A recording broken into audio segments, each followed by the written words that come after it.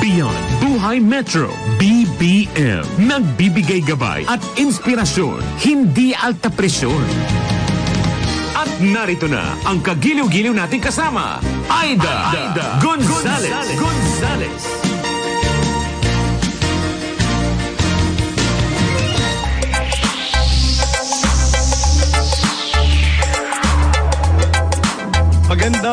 Magandang hapon po sa kanilang lahat. Ayan, ako po si Teacher Sam Sumawang and welcome po sa ating session ngayon ng Buhay Teacher at Buhay Estudyante. Sa ngalan po ni Ma'am Aida Gonzales na nagse-celebrate ng kanyang birthday ngayon. Happiest birthday, Teacher Aida. Ma'am Aida Gonzales, I know na masaya ka ngayon and we will keep on praying for you, Ma'am Aida. Ayan. Okay, so paalala po sa kanilang lahat para po mas marami pa tayong mapakinggan ngayong araw na ito. Tayo po ay napapanood via test broadcast, digital free na IZTV. Available rin po kami sa digital TV devices at TV receiver. Mangyari lang po na iscan ang inyong digital at channel boxes upang mapanood ang IZTV. Ayan. Okay, so magandang hapon po sa inyo lahat.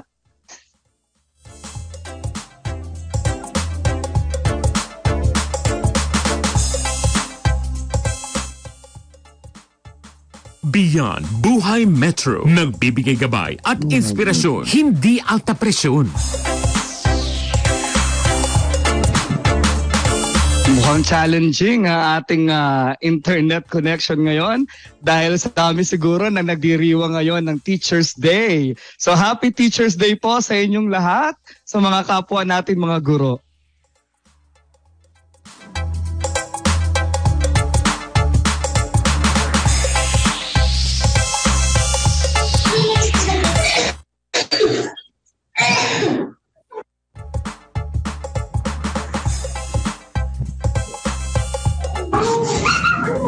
Wala tayo.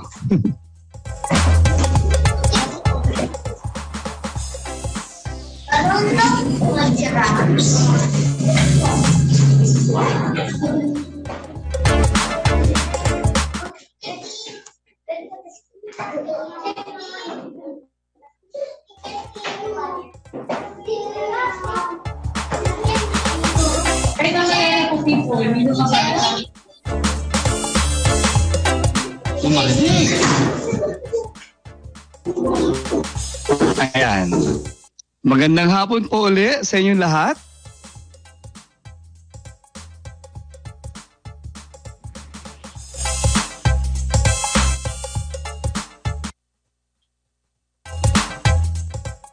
Magandang hapon po muli sa inyong lahat na mga nakatutok ngayon sa ating programang Buhay Teacher at Buhay Estudyante. Muli po, pagbati mula sa School of Everlasting Pearl Incorporated, dito po sa amin sa DWIZ, sa Our Lord Savior Academy, isa pong Happy Teacher's Day sa ating lahat ng mga kaguruan. Yes, Happy Teacher's Day po! 1, 2, 3, go! Happy Teacher's Day! Happy Easter! Ay, ulit, 1, 2, 3, go!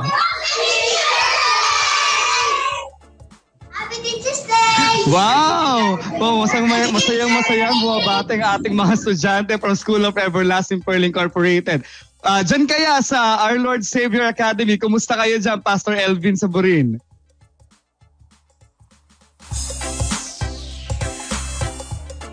Pastor Elvin?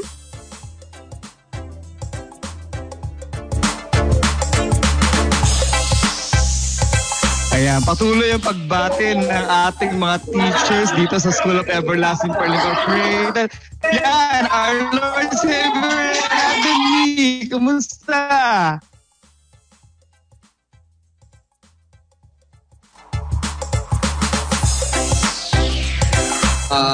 Hello po, Doc Sam. Opo, pwede pong bumati ang ating mga kaguruan dito sa All-Star, Our Lord Savior Academy ng Happy Teacher's Day. Hello, sir. Ayan po. Dito po tayo na. Opo. Ayan Sige, po, Pastor Alvin. kami po ay nakikisa sa ating pong selebrasyon ngayong hapon ng National Teachers Day. Mabuhay po ang ating guro. Wow! Yan, napakasaya, no? Ayan. Tama po natin ngayon sa ating program no, ng National Teachers Day. No, ang mga teachers ng Our Lord Savior Academy, ang mga teachers ng School of Everlasting Pearl Incorporated, at ang mga estudyante rin no, ng School of Everlasting Pearl Incorporated na naririto ngayon. Yan. Talaga nag-overtime sila para makisaya sa ating lahat. Ayan, so let's start first no with our prayer. Tayo po'y manalangin para sa magandang pagsisimula ng ating episode ngayong araw na ito. Tayo po'y magsimula sa panalangin. Panginoon, maraming salamat Lord sa araw na to, Lord God. Dalangin namin, Panginoon, na patuloy mo, Lord God, na pagpalain ng mga guro, Panginoon. Sobrang dami ng mga pinagdaraanan din ng kapwa natin mga guro, ngunit patuloy pa rin ang laban sa buhay para sa bayan. Nawa, Panginoon, ay sa araw na to maramdaman ng bawat isang guro ang kanilang kahal at nawa, Panginoon, ay maging masaya sila, Panginoon, at magkaroon sila ng mas Panginoon na pagtuturo, Panginoon, improve ng kanilang mga sarili para na sa ganun, Lord God, ay mag-flourish ang kanilang mga estudyante, Panginoon. Maraming salamat, Lord, sa pangalan ni Jesus. Amen.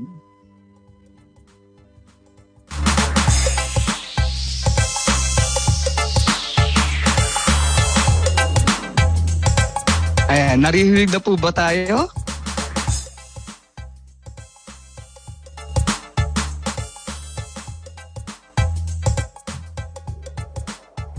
Okay, Pastor Elvin? Ayan, Pastor, magandang hapon po sa ating lahat. At pagpamanilan niyo po at medyo maingay tayo kanina sa ating, tayo po ay live na nagkakaroon ng pagdiriwang ng National Teachers Month dito sa Our Lord Savior Academy. Kaya tonto yung ating mga teachers. Praise God. Sa lahat po ng mga guro, ayan, ngayon pong hapon na ito na ating pong nakikinig, nakasama natin, maligayang araw ng mga guro. Yan, praise God. Salamat sa Panginoon sa pagkakataon na tayo ay tinawag ng Panginoon para maging isang guro. At mabuhay po kayong lahat. Hey, naku, maraming salamat, Pastor Elvin. Ngayon, pansamantala muna natin puputulin no, ang ating programa. Kung gusto nyo makatipid sa kuryente o gasolina, pakinggan po ninyo si Mr. John, ang Power Up Fuel Combustor. Ano talaga ang kaibahan nitong Power Up ninyo, gadget ninyo, kumpara sa, siyempre, gusto makatipid ng mga chopper ngayon, ng mga driver ngayon, lalo sa public transportation. Ano nga itutulong nito sa makina ng sasakyan? Ito po, ang maitutulong po ng Power Up Fuel Combustor, nagbibigay ako ng dense oxygen. Lumalabas dito ang dense oxygen niya. Yung dense oxygen po kasi, pag pumasok sa combustion chamber at nakatikim ng init, mamaga yun. So pag namaga yun, naka-full torque na yung makina, 100% horsepower gana. Ngayon kasi you're only using 70% horsepower dahil you're only using humid air. Similar po yan sa acetylene. Pag sindihin ng acetylene, yellow flame with black smoke. So pag bukas siya ng dense air, nagiging blue flame siya, wala siyang black smoke. So perfect na yung combustion. So yan lang po ang ginagawa ng Power Up. Pero kasi, ang oxygen kasi malaking buhay. Ang sasakyan niyo, yung air filter niyo, pag nagbara yan, hindi natatakbo yung sasakyan niyo. So, malaking bagay ang oxygen. So, ang humid air, malaking difference compared dun sa Power Up na dense air. So, ang langis niyo, hindi lalapot. So, change oil niyo, 20 to 25,000 kilometers before you change your oil. Using ordinary oil. Enhance your engine plus 30% power. Ang sasakyan niyo, walang squatting. Ibig sabihin, squatting, umaatras. Pag bitaw niya si linya doon, may humihila pabalik, wala nun. Pag harangkada mo, humuyuko muna bago umalis. Ngayon, pag may power up, pag apak nyo, accelerate kagad. Immediately, response. So, yun ang kagandahan. Smooth driving, driving comfort. Ngayon yung makina nyo, walang pag-down na. Relax na relax. Halos, dati, ugong muna bago takbo. Ngayon, takbo muna, wala nang ugong makina nyo. So marami ko yan, satisfied na. Marami din ako mga kinunan din video, hindi ko pa upload. Marami mga satisfied customer. Pag naumpisahan yung isang sasakyan nila, asahan mo bukas, dadali na yung pangalawa, pangatlo. Lahat to yung mga industrial. Katulad ng mga planta, yung mga delivery van, delivery truck. Marami yung nagpapakabit ngayon sa akin dahil gusto nila makatipid. Bakit ito nakakatipid sa fuel? Once you create power, automatically it follows savings. Wala akong pupuntahan yun. Savings talaga. Kaya sa ngayon, ang requirements ko lang sa mga tumatawag sa akin is 1 day before ang appointment nila para hindi ko sila maghintay.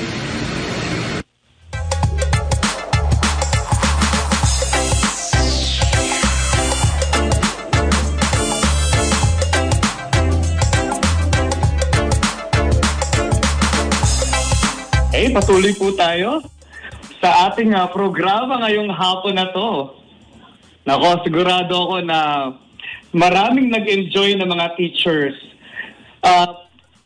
Tanungin natin si Pastor Elvin. Pastor Elvin, kumusta? Diyan sa Arnold Favor Academy. Ayan, dito po ay napakasaya ng ating atmosphere ng mga guro po natin. Although pagod, Doc Sam, sapagkat kasama talaga sa ating pagkatawag bilang guro na hindi lang talaga yung nagtuturo o hindi nagte-training din.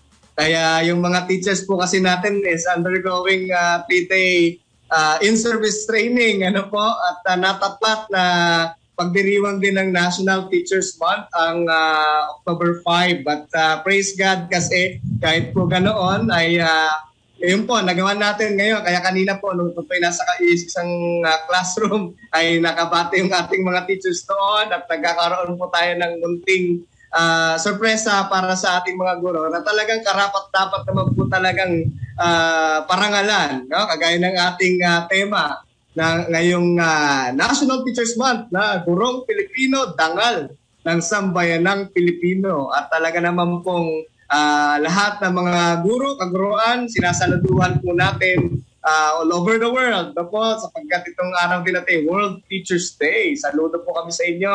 Salamat po sa inyong dedikasyon at puso para sa ating mga susunod na henerasyon, ang ating mga estudyante na ating hinuhubog para sa susunod na henerasyon. Pastor Elvin, maganda yung tema natin ngayong taon na to, no? Ng National Teachers Month. So, kumusta naman po kaya? Ano kaya na ipopost ng ating mga sa ating mga teachers? Ito ba ay challenge? Opo, yes, Doc. Talagang ito ay hamon, sapagkat ang ganda-ganda nga ng tema, na dangal na sambayan ng Pilipino. When we speak of dangal, dapat bilang mga guro, makitaan sa atin, we live with honor and integrity, Napakahalaga po niyan. At syempre, pag sinabi nating honor and integrity, kahit nasa loob ka ng classroom o nasa labas ka ng silid-aralan, di ba? Dapat makita po tayo na mabuting halimbawa ng ating mga estudyante. Kasi alam niyo naman po, mga kapwa kong guro, yan, kung gaano po tayo nilulook up ng ating mga minamahal na estudyante. Di po ba? Lalo na yung mga nasa elementarya, high school students natin, they look up to us, no? Yes. And talagang kumbaga, tingin nila sa atin, we know everything as teachers. At mas pinapaniwalaan talaga, no? Yes, ang mga teachers kaysa sa mga parents. Naalala ko po, may mga parent na nagsasabi na kapag tinuturuan nila yung kanilang mga anak, hindi ka naman teacher, mama. Hindi ka naman teacher, papa.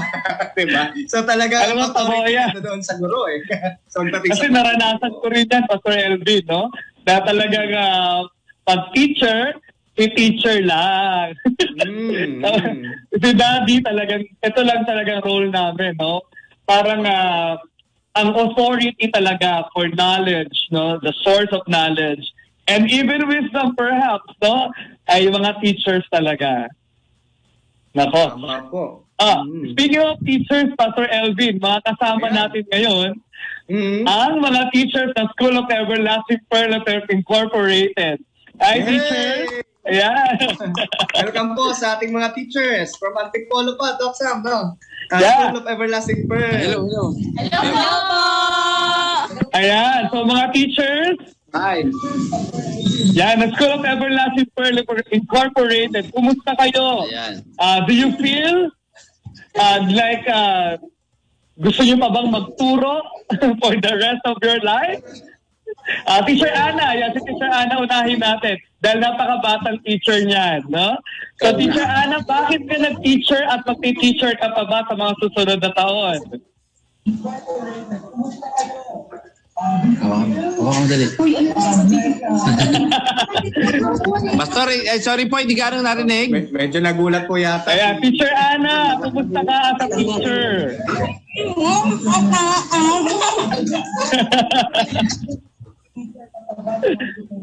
Parang na-shock si teacher. How are you, Teacher Ana, as a teacher? Hello po, I'm good po. Wow! Nag-enjoy ka ba sa mga unang mga taon mo bilang teacher? Opo. So far, both happy and unhappy. Pero masaya po. Siyempre, profession po natin to. Yeah, normal lang yan, no? Talagang ganyan talaga. May mga times that we'll be happy, there will be times that it will be challenging for all of us. Si Teacher, Teacher Emmy, nakikita ko. Teacher Emmy, kumusta? Mabuti po. Hello po. Teacher Emmy, ano ba yung sweetest word na narinig mo sa entire celebration ng Teacher's Month sa pagiging teacher mo? Teacher. Sa mga estudyante ko, we love you, teacher. No? Wow! Yeah. Talagang kumbaga, nararamdaman natin how they're, yes, nakakataba ng puso? Nakaka-touch ng puso. No? Yeah, oo. Wow. So yan po ang mga, totoo yan, no? Hindi mo man sila biological na mga anak, pero talagang sila yung mga nakakaramdam ng iyong pagmamahal at ng pag-aaruga mo sa kanila. Yan. Are you still proud of being a teacher, Teacher Emmy? Yes po. No? Siguro kung may ibang profession na iaalok sa akin, mas pipiling ko pa rin yung teaching. No? Second na lang yung ibang profession. Wow! Galing naman talaga. I know that there are a lot of teachers who are listening right now na pareho pa rin, no? Pareho yung mga nararamdaman sa'yo. Hopefully, pati yung mga baguhang natin mga teachers. Yeah. O, sino pa ba yung nag-teacher na nandyan sa School of Everlasting Pearl? Wow! This is Teacher Kim. Hi, Teacher Kim! Hi. Hello po. Good afternoon po.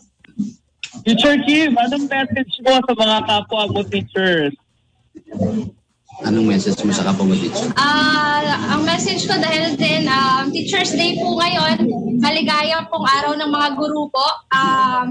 Fighting lang po tayo na po sa ating profession po kasi hindi naman natin to yung teacher po is pinili po natin hindi dahil dahil sa trabaho po, pinili po natin ang pagiging teacher dahil po nandun na po yung passion natin para magturo po sa mga bata po. Wow! Pero fighting lang po tayo para meron tayong mga kasi sabi nga, di ba po, ang kabataan ng pag-asa ng bayan. Pero hindi po yun magiging pag-asa natin kung wala po tayong na-import doon sa mga bata na yun na natin. Ako, tama yan. Kaya kailangan at the source of knowledge dapat ay mga magagandang mga bagay ang mamumutawi sa ating mga bibig. Baka may magsabi ako hindi maganda. Kailangan talaga yung mga bagay na kapupulutan talaga ng aral, no? Alam nyo kasi pag malalim mag-isip ang teacher, kapag malawak ang pangunawa ni teacher gaya ni Teacher Kim, talagang maraming matututunan ng ating mga estudyante. Yan. So, Teacher Elvin, yan. Alam ko teacher ka din ngayon ng senior high school. So, kumusta naman ang iyong pagiging guro? Actually, talaga pong nakakatuwa na magbalik sa pagtuturo. Ako po ay nasa field of education for at least siguro kung bibilangin ko po 12 years. Ano po? 12 years na rin kasi nagsimula po ako sa Sunday School Ministry sa church. Ano po? And then, ayun nga po, dito sa formal na schooling naman, at least 10 years as a part of the academy. Yung pagbalik sa loob ng classroom, lalo na ngayon na tayo ay nasa face-to-face setup na ulit, ay wala pong tutumbas yung kagalakan sa puso na makita muli yung mga estudyante natin. Kanina nga, Doc Sam, may mga pagbati mula sa kanila na aking nabasa at talagang yung mga simpleng pagbati na yan ay sabi ko sa kanila, motivasyon na namin dati. Kayo kasi ang dahilan kung bakit kami naririto, kung bakit kami nagsikap na ibigay yung aming best every single day, kahit na maraming challenges, kahit na alam naman natin na compared to other professions, ang ating profession minsan tayo yung mga hindi nabibigyan ng pansin, pero nagpapasalamat tayo sa Panginoon sapagkat pumula po sa puso talaga natin ang pagiging isang guro. Abay, hindi mo ipagpapalit ang profession na ito. Sa kahit na anong profession, sapagkat sa atin po nagmumula ang lahat ng mga profession na mayroon tayo. Tama yan. Ang mga guro at yun. Salamat, ako pinagpapasalamat sa Diyos sa pagkakataon na makabalik muli sa pagtuturo sa senior high school. At kahit naman sa simbahan, ganun din ang ginagawa natin. Tapos tayo ay nagtuturo din naman. Salita ng Diyos. Tama po yan. Talagang there will always be this burning desire to really touch the lives of the young generation. Yan, ano man ang itinuturo natin, ano mang subject yan. Ito, si Teacher MJ, nakikita ko. Teacher MJ, Teacher MJ is teaching mathematics. Teacher MJ, as a teacher of mathematics. Yan, so ano ba yung gusto mo talaga na dapat matutunan ng mga bata galing sa'yo? Ayun po, siguro as a teacher po ng mathematics na syempre alam po natin na yung mathematics marami pong mga bata yung nahihirapan at siguro sa akin po is yung yung matutunan nila na yung magpatuloy lang kahit nahihirapan in the process is yung failure, yung hindi agad naiintindihan is part talaga siya ng process. And in relating in life, sa life natin, na talagang yung mga failures and mga downs, talagang part ng buhay para tayo po ay maging matagumpay. So, ayun lamang po. Wow. Thank you po. Nakakatuwa, coming from a math teacher, Pastor Elvin, hindi lang kasi yung mathematical skills ang kailangan matutunan ng mga bata. Higit sa lahat ay kailangan matutunan ng mga bata yung mga bagay na kagaya ng proseso, na hindi man ganun kadali matutunan yan dahil sa hirap ng proseso ng pag-aaral ng mathematics. Ang pinaka-importante sa lahat doon ay yung matutunan nila na kailangan talaga na mag-undergo ng process ang bawat isa, because in that way, yan lang tayo makakasigurado that we will be successful and happy, of course, in life. Ika nga, there is no shortcut to a fulfilled life. We have to endure the process At eto, natutunan ko sa batang-batang teacher. Ayan, na si Teacher Mark. Kailangan daw enjoy the process. Tama ba, Teacher Mark? Ngayon na teacher ka na, kumusta ka? Okay po sir, yung experience ko po every single day is lahat siya parang yung feeling, lalo na po ngayon Teacher's Day na ngayon ko po na-appreciate. Ganun pala kasarap magturo at mag-share sa ibang tao, lalo na sa mga bata kasi yun nga po, yung mga bata po yung ano natin kinabukasan ng country natin. So, yun po sa mga students natin, yun nga po, like tulad na sinasabi ko, always trust the process kasi hindi naman lahat ng bagay makukuha sa madalian eh. So, yun po, maraming salamat po. Wow, coming from a very, very fresh, no? Kahit first year of teaching niya na ang art teacher ni Teacher Mark. Yeah, so maraming salamat for encouraging the teachers, and sigurado ko no may mga nakikinig sa atin ngayon na mga kumukuha teaching course no, whether in elementary, preschool, and high school. So ang pinaka-importante sa lahat ay maintindihan nila, no? Maintindihan nila kung ano yung pinukuha nilang mga course. Ayan. Yes. So 5:30 na po. Bigyan daan po muna natin ang commercial break. Magbabalik po ang Beyond Buhay Metro. BBM, nagbibigay gabay at inspirasyon, hindi alta presyon.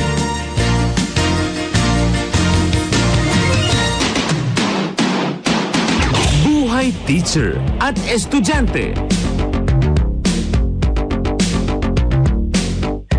Nagbabalik po tayo sa ating masayang edisyon no, ng ating pagdiriwang ng National Teachers Day. Yan. So, magandang hapon po muli sa inyo lahat, sa lahat ng mga nakikinig at mga nakatutok, nanonood sa atin dito sa Facebook. Ayan. Okay. Ngayon naman, tingnan natin na meron tayong isang kapanayamin na isang teacher at ina din mula sa School of Everlasting Pearl Incorporated. Teacher Sophie? Hello po, good afternoon. Happy World Teachers Day po sa ating lahat. Nako, Teacher Sophie, yes. Gusto naming malaman, paano mo naman ngayon binabalanse ang iyong oras bilang isang ina at bilang isang teacher? Okay, salamat po, Doc. Okay, bilang isang ina, bilang isang magulang na gumagabay sa 3 anak, medyo hindi madali kasi ako ay nag-iisa lang na gumagabay sa kanila. So, ako ay nagpapakatotoo lamang. Ano po? Ako po ay nag-iisa lang na gumagabay sa kanila. So, hindi madali bilang isang nanay ang gabayan ang 3 anak sa araw-araw na hamon ng buhay. Okay po? Bilang isang guro naman ng mga maliliit na mga estudyante mula sa preschooler hanggang sa grade 1, yan ang masasabi kong pinaka-challenging na trabaho para sa akin. Kasi po, araw-araw ay iba-ibang hamon ng buhay ang iyong mahaharap sa classroom.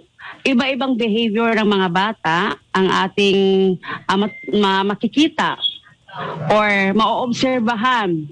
Merong okay, merong hindi. So bilang isang teacher, kailangan mo maging flexible sa kanilang mga pag-uugali or sa kanilang mga behavior. Nako, Teacher Sophie, fight lang, no? Fight lang, Doc.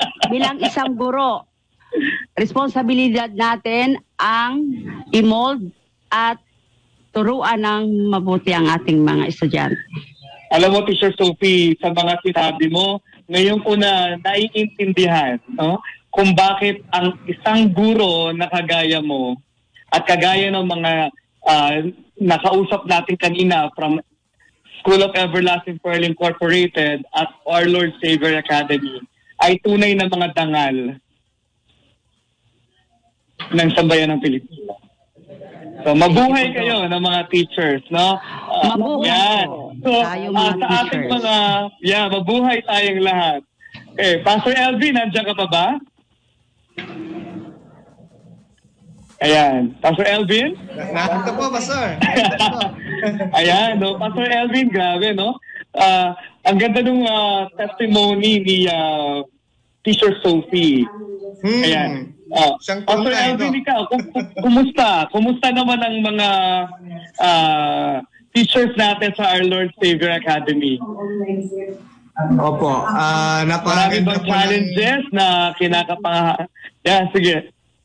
Opo, speaking of our teachers here, yun nga po, hindi talaga exempted, ang mga tuturuan po natin dito sa Our Lord Savior Academy sa lahat ng mga hamon na hinaharap. Pero ang kagandahan dyan sa mga hamon na yan, ginagawa po natin yan na talagang motivasyon natin, di ba? Sa ating profesyon. Sapagkat alam naman po natin, in the first place, na tayo ay nagguro dahil alam po natin na kumbaga una, ito ay calling. No? Hindi po ito, kumbaga hindi ka magiging guro kung wala naman sa puso mo ang pagiging guro talaga in the first place. Ikaw din kasi mismo ang aayaw. Dahil sino ba naman po ang gusto ng trabaho na hanggang pag-uwi mo ng bagay, trabaho ka pa rin. Di ba?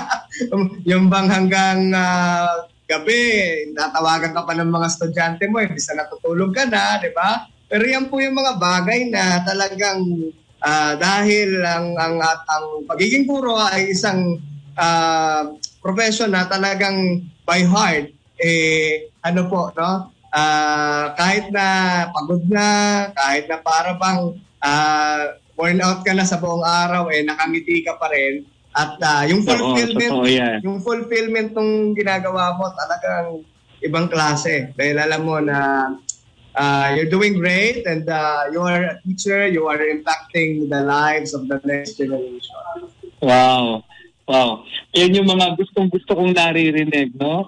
Na talagang tayo, we're creating. We have nothing to do with anything that would destroy, no? The future of the child and, of course, this nation at large. At sigurado ko na kaisa natin dyan sa pusong yan, Pastor Elvin, ay yung teacher na nakikita natin ngayon. Teacher Ashley, how are you? How are you thriving? Hi, no? Doc. Hello po, Doc. Ayan, narinig niyo po ba ako, Doc? Ayan, hello po, Doc. And to everyone who's watching right now and listening to us. Ayan, hello po. Ayan, Pastor Elvin.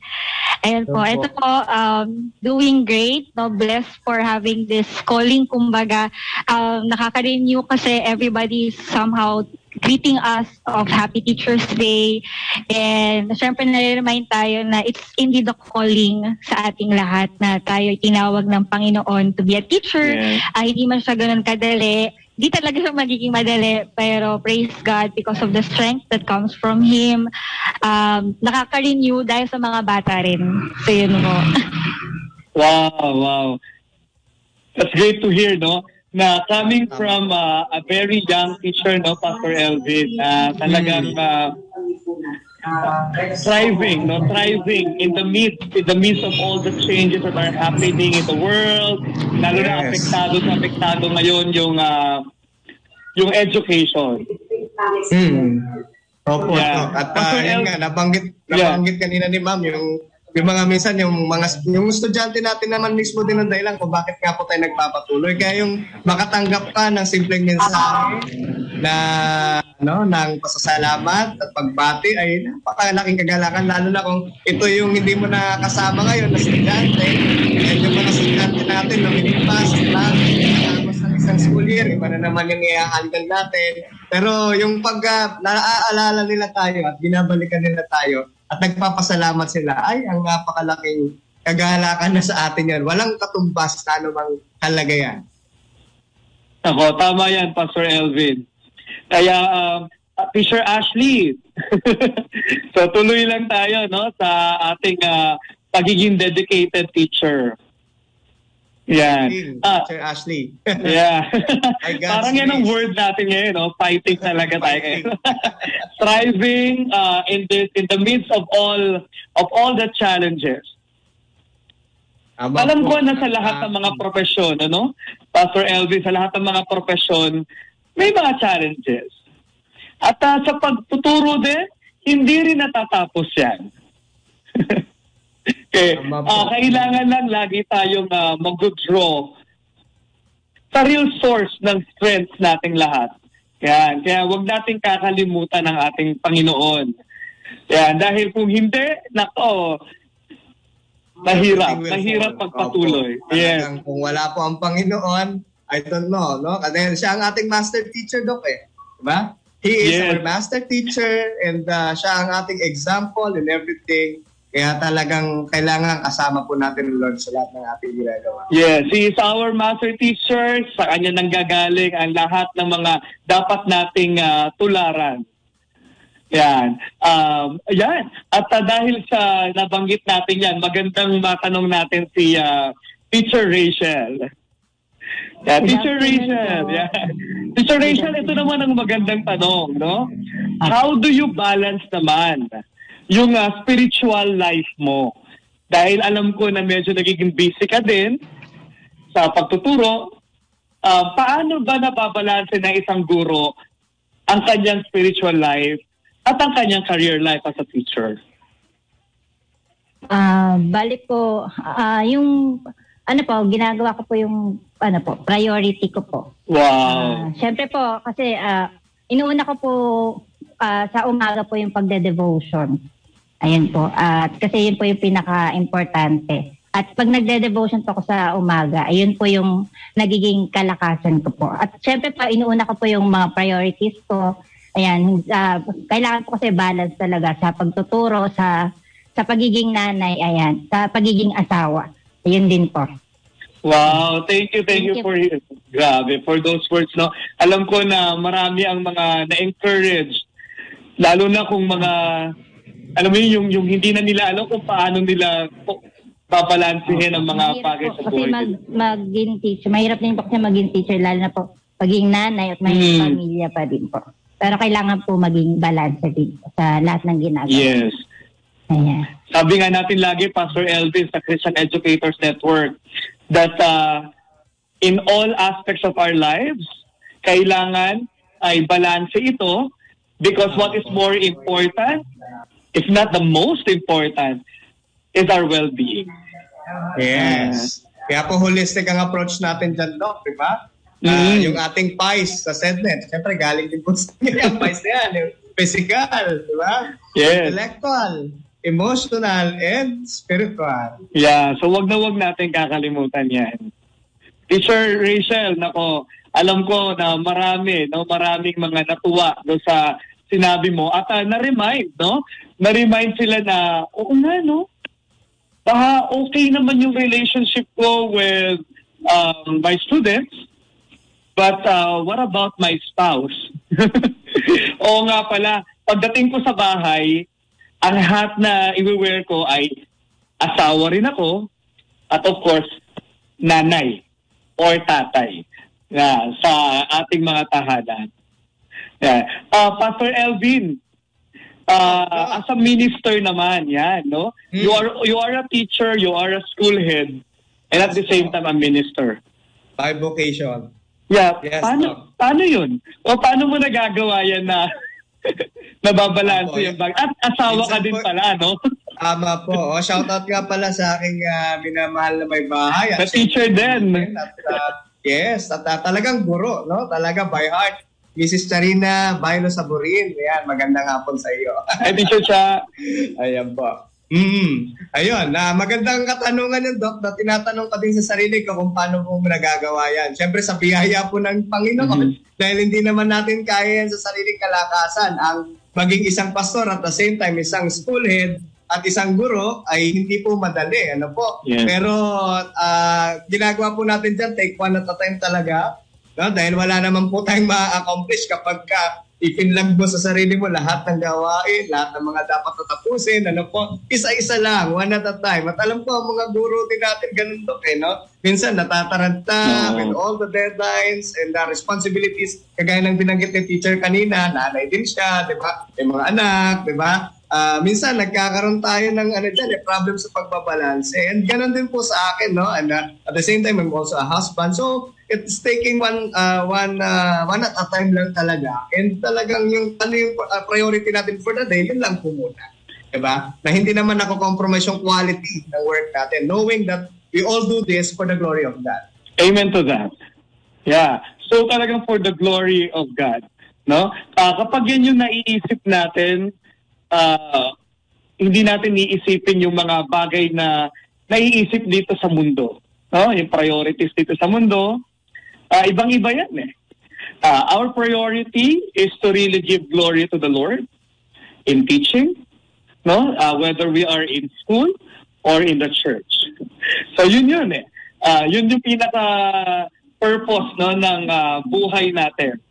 If sabi ko lagi, we have to drop the one, na parang isa lang ang purpose mo sa mundo.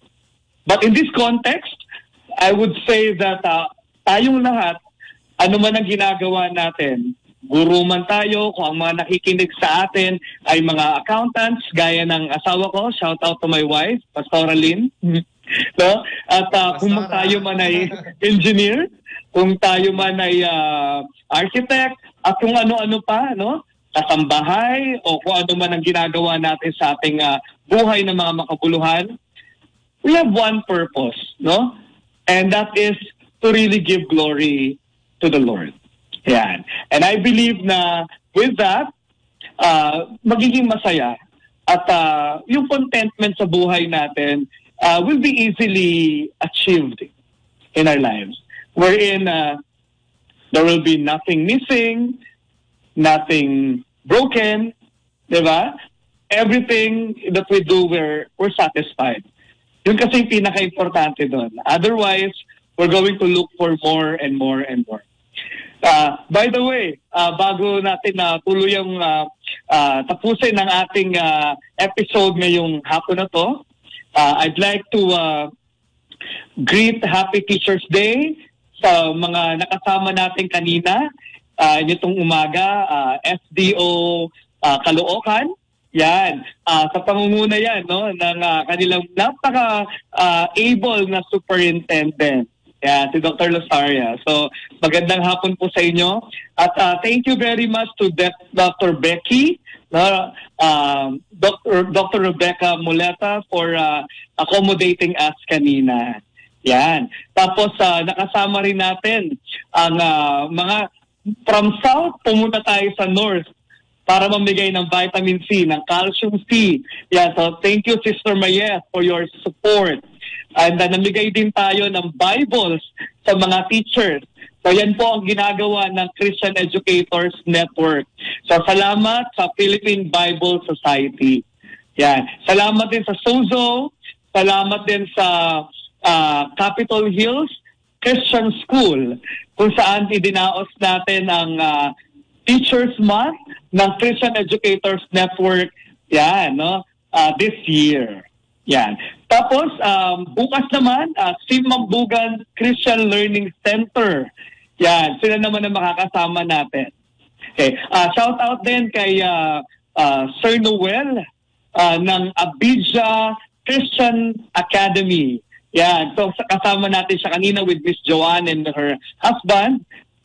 Yan, so patuloy po tayo na mag-celebrate po ng National Teachers Day or World Teachers Day, no, at large. Yan. Sama-sama po tayo. Nawa ay marami pa tayong maabot ng mga teachers. Kaya sa mga teachers na nakikinig ngayon, diretso lang, let's strive, no? Let's strive for the future of our country. Sa pagpapatuloy po ng mga proyekto ng Christian Educators Network, yan, no? So, makakasama naman natin ang PACE Graduate School sa Sabado. Pastor Elvin, yan, i-promote natin kung anong gagawin natin sa October 5th, October 8. October 8. Ayan, sa darating po na Sabado na po ito, Dr. Sam. Tama po yung sabi niyo. Talagang kahit matatapos na yung araw ngayon, dahil September 5 to October 5 ang National Teachers Month, talagang araw-araw naman po talaga, dapat na lagi nating naalala yung mga kaguruan natin at yung ating profesyon. Ano po? Kaya sa Sabado po naman, nagkakaroon naman po tayo ng Day of Remembrance sa Praise Graduate School of Christian Education sa May Cubao, Quezon City. Yes. Ayun po. At syempre, ang tagapagsalita din po natin doon ay walang iba kundi ang ating Teacher Sam Sumawang. So, nagpapasalamat tayo sa Panginoon sa pagkakataon na ito na magkasama-sama po tayong mga guro. We are godly education advocates po. Yes. Po sa glory ng ating Panginoon. Yan. Collaboration is the name of the game, as I always say. No? Para maging successful yung nais natin, yung core values ng DepEd na patuloy nating itinataas, no? Pagiging makatao, makabayan, makakalikasan, at ang higit sa lahat, ang pagiging makadiyos. Yan. So, may pagpapatuloy yan, no? Sa November, yan. So, ipina-plug na rin natin ngayon, November 19, sa Living Epistles Christian Academy. Salamat kay Pastor Glenn Isaguirre at kay Teacher Nadet Isaguirre for accommodating us. So that will be the Christian Educators Network 3rd National Convention for teachers upholding Christian values. So if you're interested to come face-to-face, so makipag-ugnayan lang po kayo sa amin. It's going to be a hybrid event. So if you're going to attend the Zoom, so you have to register. So tinatapos na po ang poster natin yan, no, ng ating magiting na si Sir Michael Kamata. Ayan, no, MC, salamat Sir MC, shout out. Ayan, ang school director ng Our Lord Savior Academy. Yes. Ayan. Nakasama rin pala natin, no, ang Academy of East Pinugay sa pangunguna yan, no, ni Pastor Marshall Lou Pedroso. Yan. So salamat diyan. Salamat sa suporta kahit nasan tayo, no, Pastor Elvin, ang layo, no. Yes. Opo. Talagang nakakatuwa po at kapanapanabik at kaabang-abang ang mga kaganapan sa ating mga guro, no? Dahil mga gawain na inihanda para sa kanila. Yan. So, nagtapos po ang Teacher's Day episode natin ngayon. Magtatapos ito. Pero patuloy pa rin ang holistic caravan, no, ng Christian Educators Network. Patuloy kaming susuporta, patuloy kaming magsaserve at mag-i-equip ng mga teachers natin who are really upholding Christian values. Yan. So patuloy po tayo na magsusuportahan. By the way, sa Gloders College in